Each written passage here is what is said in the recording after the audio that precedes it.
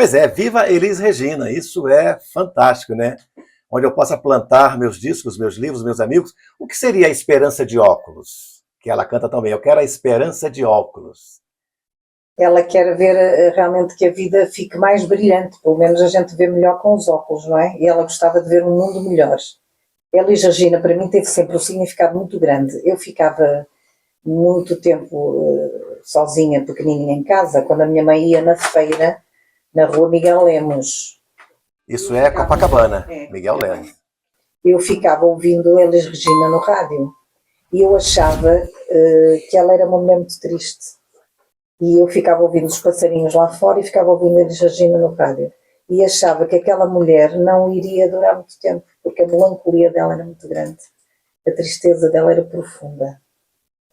E então, quando eu escrevi o meu segundo livro, fiquei muito feliz porque quem editou o livro, que foram as meninas do bairro dos Livros, uma delas é filha do Carlos Magno, jornalista, elas disseram que o ritmo da minha poesia lhes fazia lembrar Elis Regina. Olha que coisa! Para mim foi uma recompensa enorme, porque desde pequenininha eu admiro esta mulher.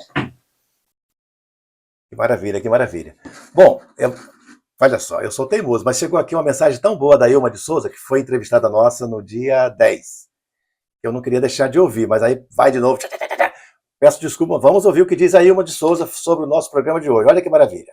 Bom dia, Marlúcio, os ouvintes da Rádio Metropolitana do Porto, do Brasil e nos demais países. Estou aqui ligadinha, Bacharel e Cruz. Parabéns, Marlúcio, como sempre, uma programação especial aos ouvintes. Obrigado, Ilma de Souza. Muito bom você estar conosco, nos ouvindo e nos prestigiando.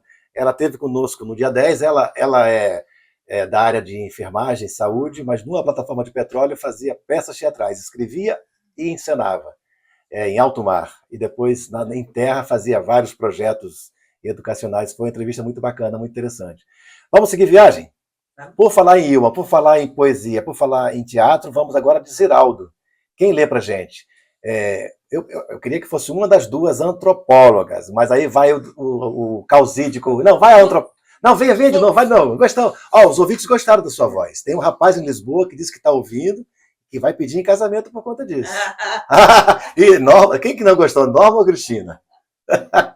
Vamos lá, bem pertinho. Lê pra gente, faz favor. Ainda estamos lendo por dever, as crianças, e não por prazer. Temos de avisar aos professores. Ninguém tem de tirar boa nota porque lê. Ninguém tem de ser premiado porque lê. Ler já é o prémio. Gostar de ler é a distinção. Ler já é o prêmio, gostar de ler é a distinção. Então, o que você acha dessa fala do Ziraldo? Ziraldo, que há pouco tempo foi proibido com um livro porque era uma questão de racismo. Qual era o título do livro? O Menino Moreno? Não, o Menino Marrom. Algo assim. Acho que era o Menino Marrom, né? O Menino Marrom, exato. Diga lá. Para mim, ler foi sempre um prémio. Isto porque eu comecei a querer ler muito cedo e eu pegava na banda desenhada e começava a tentar inventar a história que estava lá. E a minha mãe depois ia ver e batia mais ou menos certo. E então a minha vontade de aprender a ler era enorme. Como o meu irmão era 17 meses mais velho, começava a comprar livro. Quando eu aprendi a ler, que foi com 5 anos, eu tinha um quarto inteiro cheio de livros. Aquilo para mim foi uma experiência única. Porque eu disse, meu Deus, eu descobri o mundo está aqui, estão os livros que estão aqui. Portanto, ler é realmente um prémio. Há sempre esta controvérsia entre a leitura de fruição, que os professores discutem muito na escola. A leitura de? Fruição, por prazer, não é? E a leitura porque tem que ser. Antes da leitura ter que ser, tem que ver a leitura gostosa, a leitura que eles querem saber sentir. Eles querem sentir o prazer que eu também sinto, que tento lhes transmitir, de ler um livro. Um livro é realmente algo magnífico. E as crianças e os jovens, sobretudo os jovens, estão trocando o livro, o folhear um livro, o sentir o cheiro do livro, por essas porcarias da internet, desculpem, porque eles nem conseguem já ler um trecho longo. Eles só conseguem coisas, emoções rápidas, exato, cada vez mais, não é? E o livro vai ser sempre um presente enorme Isso. E como é que serão os filmes de 1h30, 2 horas daqui para frente? Ou seja, se eles não têm paciência para algo de 10 minutos, imagina um longa-metragem. Aí vamos matar o cinema por conta da audiência? Vai ser 140 caracteres, né? Como a outra rede social lá, né? Já tem um estudo que revela, pelo menos as crianças brasileiras, mas eu acho que isso a gente pode replicar para o mundo, que perderam a criatividade. E completamente. Escolas na Europa já estão recolhendo os aparelhos para que Aonde?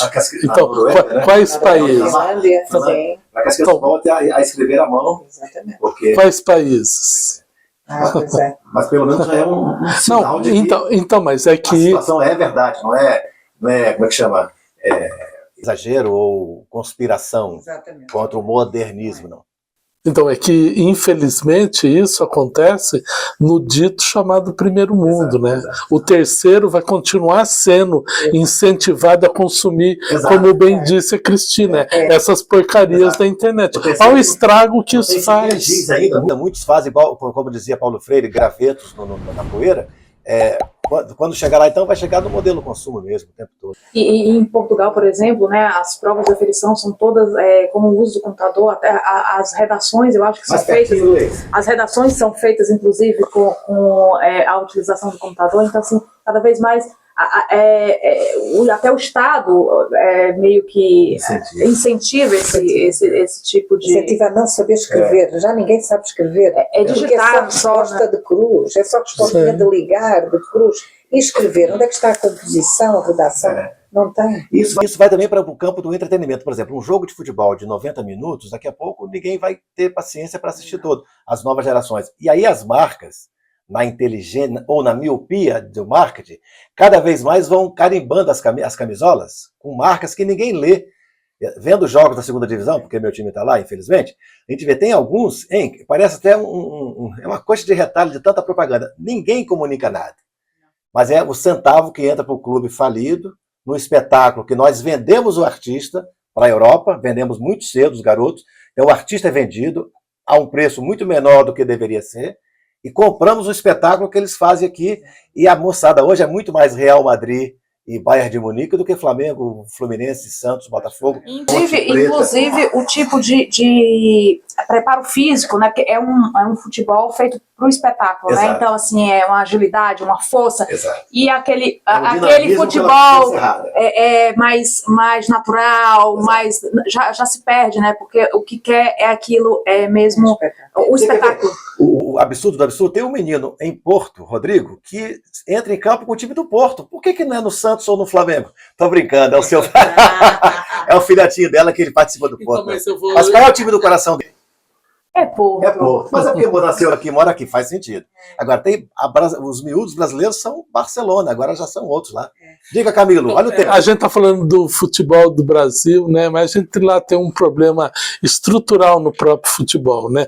Ainda aí que se condena essa saída precoce de talentos brasileiros para a Europa, mas aqui me parece, né, que quando você vai a um jogo de futebol e realmente o artista, o jogador, ele está comprometido com o espetáculo. Você não fica vendo aquelas encenações, aquela reclamação o tempo inteiro.